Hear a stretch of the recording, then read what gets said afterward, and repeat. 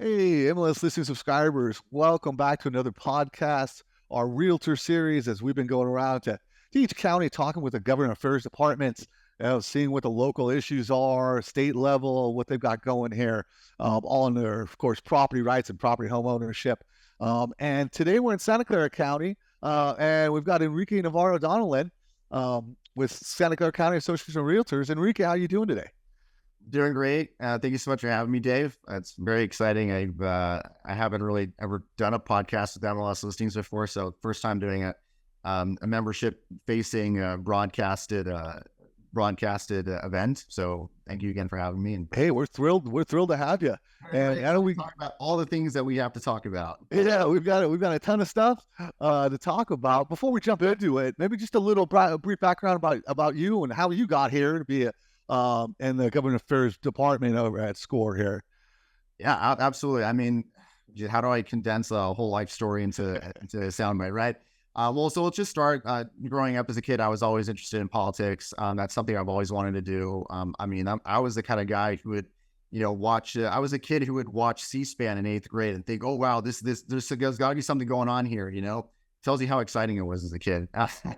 Anyway, and so around high school, first year, at the end of high school, I knew when I was going to college, I wanted to do political science. And so that's what I did. I went to San Jose State, got my BA in political science and a minor in public administration. And then also about 5 years ago, I graduated with a master's of public policy from Pepperdine. So again, keeping in line with the public policy theme, I started, I would say, I started my career in politics interning for a city council member who was very private property friendly and very business friendly. And I left that office. I started as an intern and then it became a full-time staffer. I left to go to grad school. After grad school, I ended up working for a year at the Board of Supervisors down in Los Angeles, working for, again, a very business friendly, property rights friendly elected official. And then I ended up coming back up north to San Jose and working for the original council member who I had left to go to grad school for, hired me back. And then I started working in the transportation and homelessness portfolios for him. And then after he termed out, it was 2020. It was a COVID year as well. There was just nothing really going around. And, so I had started looking around for various opportunities. It being a very difficult economy, as everybody could probably understand, I figured, you know what? I mean, I've always wanted to join the Army. I have a college degree. Why don't I do that? And I would give myself some opportunity, take the opportunity to do another part of my life, which is to serve the country in a way that I'd always thought about doing in the back of my mind, but the time had just suddenly made itself manifest. And so I ended up going into the reserves, which I'm there currently. Did basic training, officer candidate school, came out the commission at the beginning of 2022. And around the same time that I was just finishing up my officer school, the elected official I had originally worked for as a council member in San Jose, he was working for SCORE, interestingly enough, on a part-time basis, and called me and said, "Hey, we have openings in the government affairs section here. The old team has moved on, and we need somebody. You should consider applying," which I ended up doing. And then I ended up interviewing with my current boss, Gina Zari, who's our director, and then our CEO, Neil Collins. That's just as soon as I came back, basically from officer school, and then they liked me, they hired me, and since the beginning of last year, March of last year, I've been here at SCORE. There you are. Fantastic. Well, they're lucky to have you. And, like I said, we've got a lot of topics. We're going to talk about, obviously, homelessness and affordable housing. I wonder, one of the things I've learned to appreciate as we started this podcast and we've talked to each county, and we've dealt with numerous issues per each county. We were in Monterey talking about, rental registries and everything, but really the vital role that you guys, your departments do, advocating for home ownership, property rights, at the local and state levels, really informing realtors of what's going on out there. I thought a great example to maybe start was talking about COPA, right? Maybe the Community Opportunity to Purchase Act, which I know the San Jose City Council, I think, voted to reject it 9-2 earlier this year. Do you want to talk maybe a little bit about that and how that went down? Yeah, for sure. And so COPA, just so everybody understands, is short for the Community Opportunity to Purchase Act. It's a proposal that would give, quote, qualified nonprofits, and that's defined by the city and approved by the city, the right of first offer on any residential property consisting of 2+ units for a period of up to 40 days, plus 7 days to make a counteroffer if applicable. Our members listening, I'm sure don't have to be told how detrimental that could be to making a deal if you're forced to wait 40 days before you can start soliciting offers. And COPA was a recommendation number 3 in the city's, San Jose City's residential anti-displacement strategy, which was approved by the city council in September of 2020. Due to COVID, the proposal wasn't fully developed until 2022. With the votes before committees and the full council culminating in April of this year. So easily, we mobilized the SCORE and our partners. We mobilized several hundred attendees on 3 separate occasions. The CEDC, which is the Community and Economic Development Committee, the Rules Committee, and then the full council. Again, we did this as a coalition. So we had private property owners, we had the Bay Area Homeowners Network and the California Apartment Association joining us as partners on this. And in between these meetings, we visited 3 council members to lobby them on the issue and help educate them on the consequences to the real estate industry, as well as telling them how unnecessary it was to the city's objectives to acquire property for affordable habitation. So, we set out several calls for action ahead of each of the 3 city committee and council meetings. At the final meeting on April 25th of this year, we had at least 7 hours of public comment. Wow. And there were so many people there that they had to limit public comment to 1 minute per person, right? So 1 minute per person, 7 hours of that. At least probably 400 people, if my math is right, commenting. And at the end of it all, we were very fortunate that the council saw COPA the way we did and voted it down 9-2. We were very lucky. It's I think it's a great example, especially at the local level, right? Of how the advocacy and getting realtors involved and engaged could really make a difference, right? And I know they had brought that on before. I think before that act, it's been trying to be passed. I think for the last few years. I remember seeing it in the news a couple times. But it actually, to me, it was just larger bureaucracy and really not an increase in housing stock, which let's face it, right now kind of leads us into the next topic here is, affordable housing inventory, major problem in the state, right? And you guys actually have, there was a situation where a protest, right, at you guys' headquarters over the proposal for the mayor, right, which I think you guys had backed over maybe like a short-term housing using like prefab modular homes, as opposed to the nonprofits who wanted more of a longer term but also more expensive solution, right? Yeah. Do you want to talk about that? Yeah, Measure. Yeah. So Measure E, and everybody who does business in Santa Clara County, well, in San Jose specifically, will be familiar with this. But for everybody else, San Jose Measure E is a real property transfer tax that was placed on the ballot by a city council in 2019 and passed by voters in March 2020. Obviously not something our association was enthusiastic about, but it's a fact, and it was in effect, and it collects revenue on property. I forget what the exact percentage is, but the tax affects transfers that are valued at $2 million and above. And so it was passed as a general tax, so it only needed to cross the 50% threshold, and as such could technically be spent on anything because it's a general tax.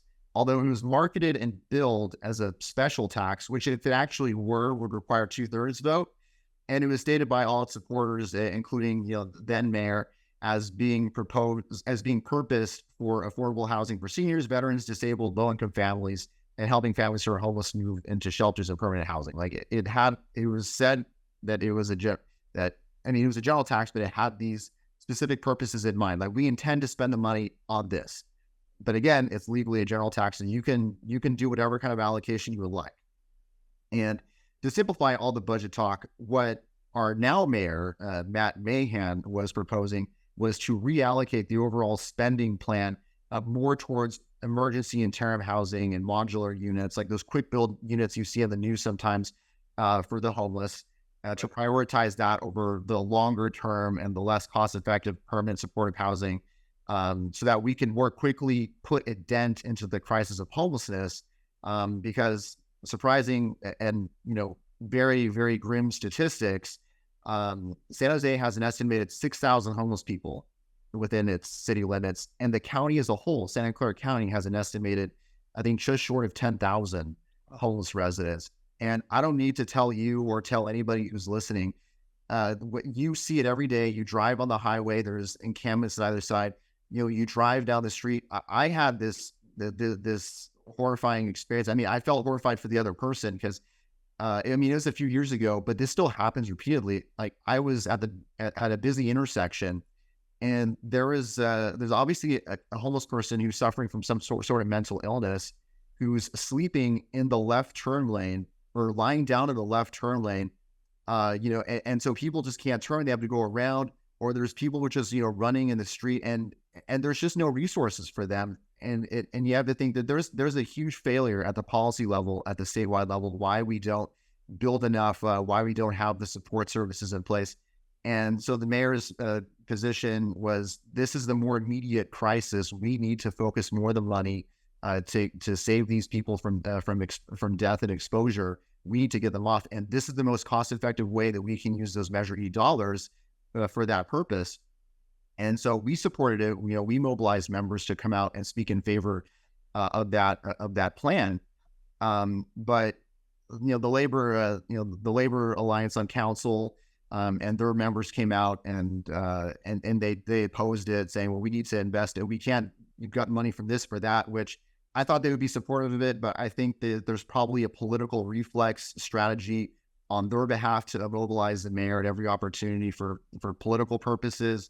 So, they ended up, so the city council ended up voting on a compromise between the original spending allocation and the mayor's proposal. So there was still positive movement, but not as much as we hoped that there would have been on getting emergency interim housing funding. Sure. It's, and you can't have the conversation, right, without homelessness and affordable housing. I commend SCORE for take on it's definitely a social, huge issue. And it brings a lot of passion out, right, on both sides. I think everybody agrees it's a major problem. It's just, I guess, the solution, oftentimes funding and politics always plays a role. Speaking of that, in terms of, you guys endorsed Mahan, right? And you endorsed the plan. In terms of endorsing candidates, how does that kind of happen in terms of, because I've talked to some counties and some go as far as endorsing, some others don't quite go that far. But I mean, is there a council you guys have, or, certain criteria before you guys go ahead and endorse, or does CAR have, an influence in that as well before you guys endorse maybe someone like the mayor, Matt Mahan? Yeah, so there's several parts. And so first, like, CAR is responsible for endorsing all the state level offices. So think like state assembly, state senate. They do the endorsements for that. Now we do. So we have a committee called the Local Candidate Recommendation Committee. I think most associations have this, but ours definitely has that. And that, as the name suggests, we're responsible for endorsing candidates, recommending candidates. So we do sometimes we do interview state level officials. I will talk. We'll have like interviews with our state assembly members who are exclusively, like, their district is exclusively within our service area, and sometimes we'll do like joint meetings with neighboring associations, candidate recommendation committees, if somebody's district overlaps both of ours, and then we can send the recommendation up to CAR and say, hey, between these two candidates, we think this person's the best, and they'll take our consideration into account. But really, where our most salient presence is obviously as a local association in the local politics. So we, as SCORE, we really get involved in evaluating candidates for the city councils, county supervisors, and mayors, right? So mayors, city council members, and mayors. So city and county elected offices. And the process is, it's generally, it follows a pattern of okay, so the filing period is opening for an election, or it's about to open. Before that, even people are announcing their intention to run. And so there's a bit of work involved in tracking everybody who's announcing. And so we will find them, we'll reach out to them and say, hey, we understand that you're running for, a city council district this, or you're running for mayor's whatever role. Obviously we try to be very, we congratulate them on taking that step to run. And we indicate our willingness, and we like to invite all people to interview with us, right? So even if you completely disagree with us, you have a history of disagreeing with us on our issues, we have a very open committee. We invite everybody to come to us. We email them, or we phone call them, or we invite them to come meet with us. And so we send out a questionnaire with about 20 or so questions dealing with housing issues, like what's your stance on rent control? What's your stance on COPA? Like those kinds of questions. And then we receive their questionnaires, kind of get a baseline understanding of where they are on our issues. And we interview them, whether they answer, in our favor or not. And then after we're done interviewing, 20 minutes roughly for every candidate who comes to meet with us, LCRC will make a determination of, okay, like this person I think was the best. We're going to recommend their endorsement up to the board, and then the board will look at our recommendation and then certify the endorsement if they agree.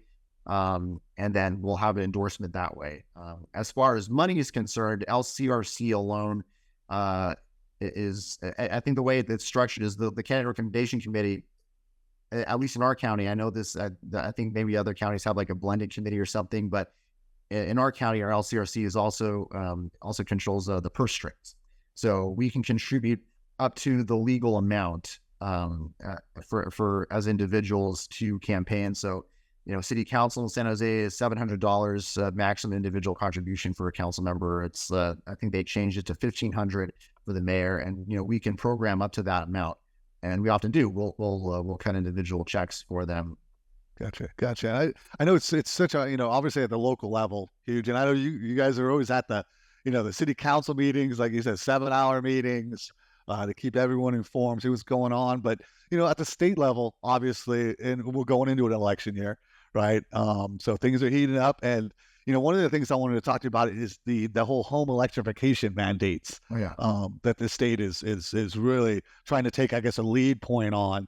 And it could a big possibility of being a really burdensome point of sale mandate, right? For a lot of homeowners, and could cut in some sellers' profits by thousands. I think it could be a pretty huge issue as we go on, in the next few years. Do you want to talk about going into Ledge Day? Is that something that you guys will be focused on? What's your thoughts about that whole thing? Well, it's something. It's something. It's not just Alleged Day. It's something we've been focused on for basically since we started last year. Since I started and Gina started here with me last year, it's definitely taken on an elevated presence in everybody's minds because of decisions made specifically last year by the California Resources Board. So first, let me just preface.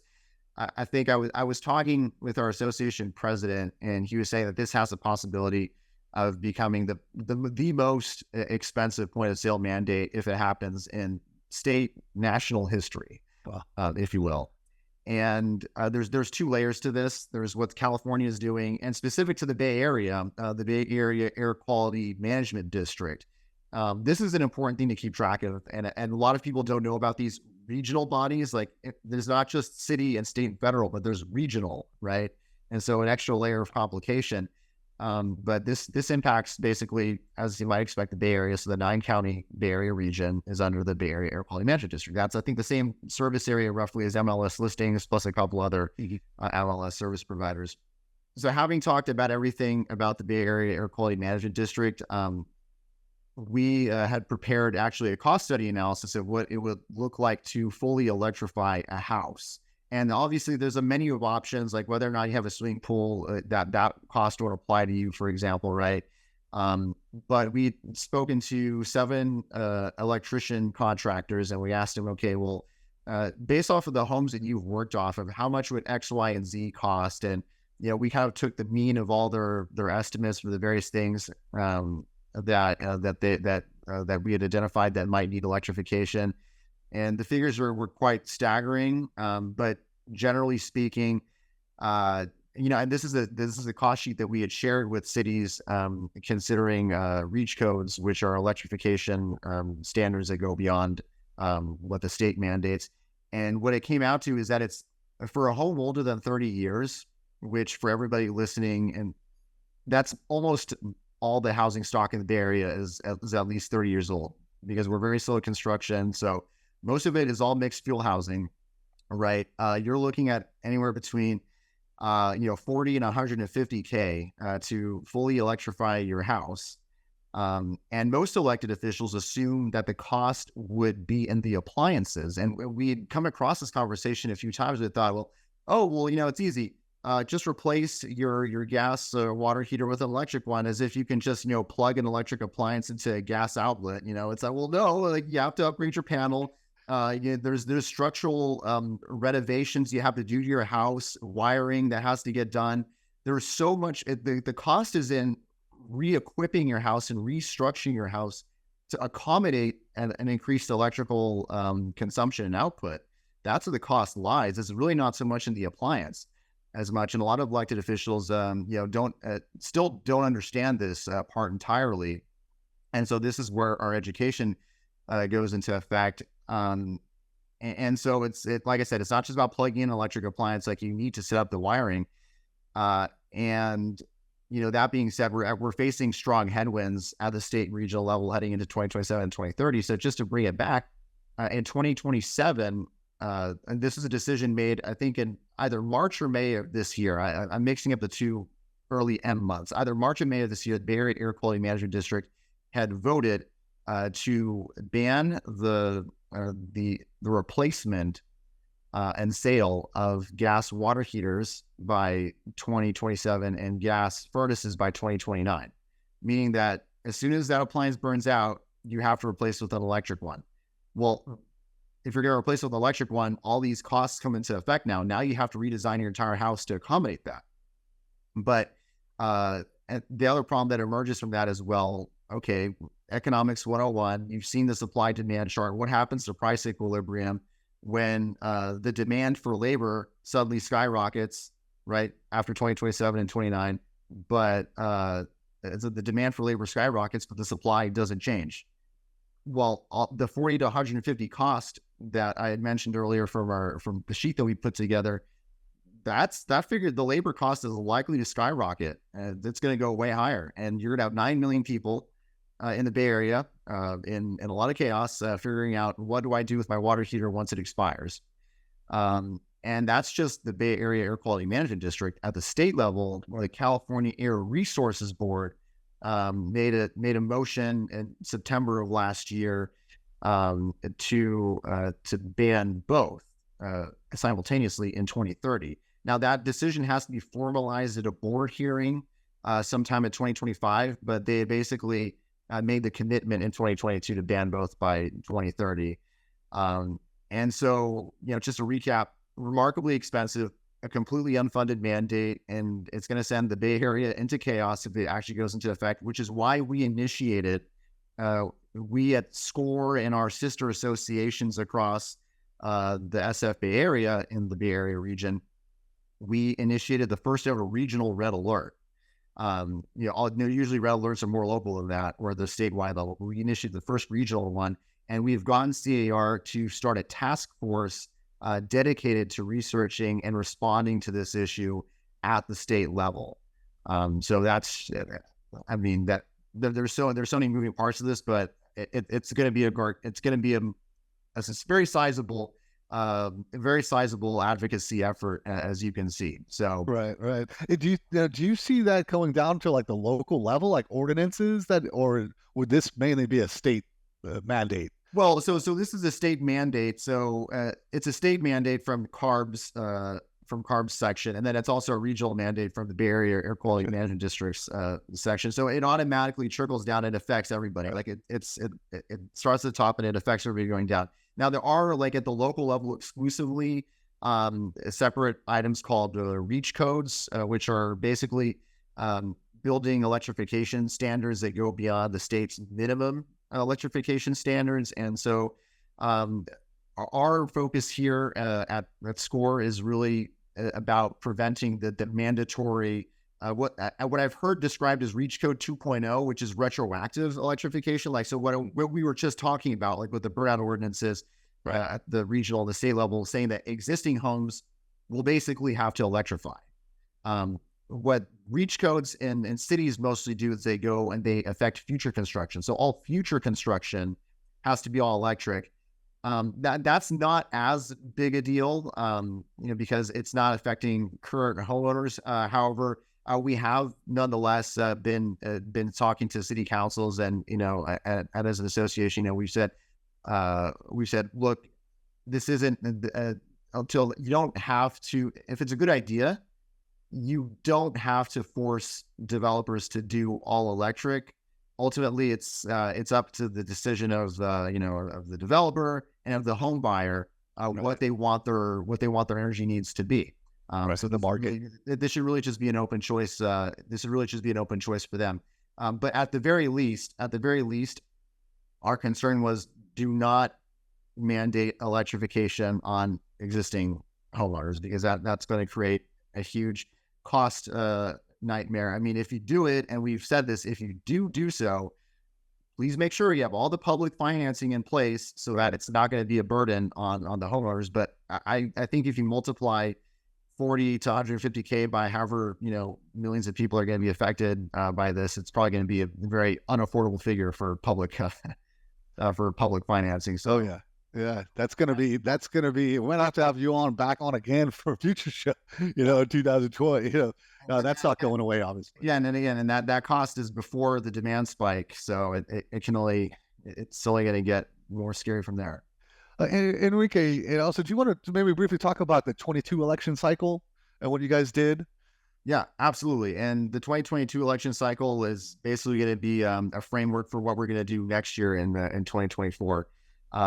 So we mobilized Realtor members to volunteer for endorsed candidates. We did phone banking, we did mail operations, like sending out mail to constituents in the area, inviting them to meet and greets hosted by an individual in a particular precinct. Did door knocking for now Mayor of San Jose, Matt Mahan. We did text banking for other candidates. We did the same thing again, phone banking, text banking, door knocking, all that for a supervisorial candidate. And we even had a board member of ours who rented his office to our supervisorial candidate to act as the campaign headquarters. They have to rent it, like they can't just donate it, because then there's campaign violations, and so you had to make some money, But in any case, we also marshaled SCORE as an institution, as a resource for candidates. So we hosted an event called Cocktails with Candidates. We hosted those events at SCORE offices, at our SCORE offices here in San Jose, and at a South County winery to benefit our endorsed candidates, with a pool of financial contributor Realtor members and other business ally communities that would be in attendance. And this direct access to elected and aspiring elected officials gave our members an excitement and a personal feel for the importance of RAF contributions and Realtor Party principles. The money that you give to RAF enables pro-business, pro-private property rights candidates to have a standing chance in a very, very competitive environment. For myself and for my boss, Gina, for our government affairs team to be effective, for our advocacy to be effective, you need to give an engine fuel and oil, right? REF enables us to do that for you, the contributor. So that's basically what we did in 2022, and we're looking to repeat our successes in 2024 and really make some more progress in electing pro-business, pro-real estate, pro-private property rights candidates. For everyone listening, though, realtors, out there, and they're getting fired up, going in. What kind of maybe a call to action there? They want to get involved. I saw on your website the Realtor Action Fund. Do you want to really just briefly explain what kind of that entails? Yeah, so the Realtor Action Fund is a voluntary contribution, and it's really, as I explained, we do office visits.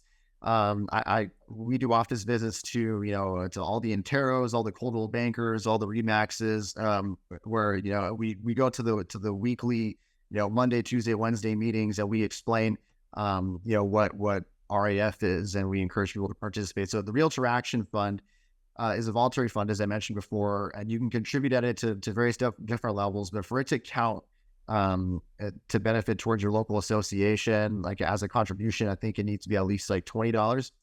We have our own 23 and 23 campaign here in Santa Clara County, and it's really, as I explain it, it's an investment in your industry. Like, you're investing in yourself when you contribute to this, because everything that we have just discussed, all that advocacy, all that political involvement to elect the right people to protect private property rights, all that depends on your contributions, and we can only be as effective as everybody in our membership contributes to it. And the more individual members contribute, the more a share of those dollars come back to us locally, right? So if you have, like, I think at least like 25% REF participation in your association, like you get like a third of the money back or something like that. I don't know what the exact distribution is, but this is really an investment in you. Like, when you donate money to the REF, like, you're equipping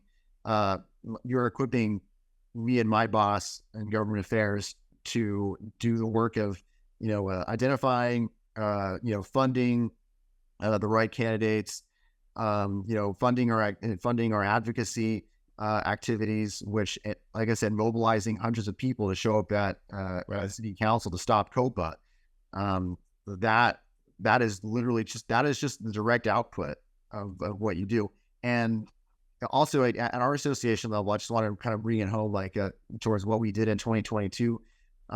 We mobilized people by really making them feel like they were part of, by feeling that they could have an impact, which they did. And we displayed that to them, and they saw it, right? So we had our membership, our realtor members, we mobilized them to volunteer for our endorsed candidates. I mean, the president of our association and several other board members and leaders hosted home meet and greets and coffee meet and greets for Mayor Matt Mahan and for supervisorial candidates. We did text banking, we did door knocking, we did our own mail invitations to come to meet and greets. And so when we got all those realtor members of ours involved, like, they saw firsthand what their participation can do to support a campaign. REF makes all of that possible. And so really make a difference, right? You saw it made a difference before, and it's going to make a difference again. And so we need everybody to keep on, to contribute, and to keep it up. Well said. And, everybody go to, right on the SCORE website. You can see that Realtor Action Fund, take a look. And I also like that you guys have a schedule of all the city council meetings right there. I noticed there the time and what's going on. So you guys really do keep everyone really informed. Enrique, I really enjoyed having this good conversation with you. You and Gina and everybody at SCORE do a fantastic job. Really appreciate everything you do.